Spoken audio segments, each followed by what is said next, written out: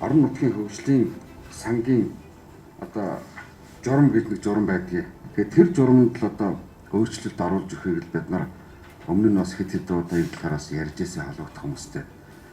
Тэр журамд яагаад өөрчлөлт оруулах гэдэг гэхээр малчид одоо нөгөө татвараа төлдөг болсон шүү дээ.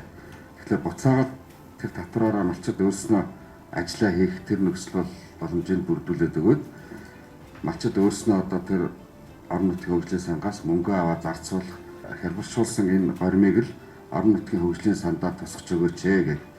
Тэгээд хөгжлийн санд одоо ямар өөрчлөлт хийж болох вэ гэдгийг нь ингээд тусгацсан байгаад байгаа байхгүй юу? Хууль бол маш сайн хууль болсон. Татварын хууль энэ бол маш их хүчин чармайлт одоо гаргаж иж батлагдсан юм хууль байхгүй юу? Малчтаас татвар авч байгаа тийм ээ.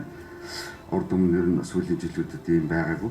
Тэгээд одоо орон нутгийн хөгжлийн санд дээр л жоохон хялбаршуулаад өгчих юм бол малчид хамт олноороо нийлээд нөгөө худгаа гаргах тийм нөгөө хадлангийнхаа талбайг хаших нэг ийм боломж нь бол бүрдчих юм байна. Тэгтээ зүгээр малчид чи өөрөө тамагтаа тэмдэгтэй малчин өөрөө үйлдвэрлэгчээр ингээд зарлцсан.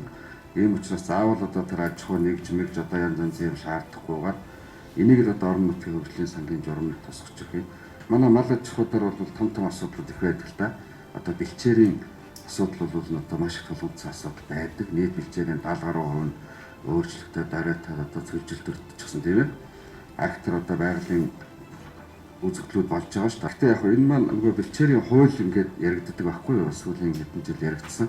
Гэхдээ энэ их том асуудал учраас эхний удаад орон нутгийн хөгжлийн сангийн журмын одоо нэмэлт өөрчлөлт оруулах талаар л ингээд тусгасан байгаа.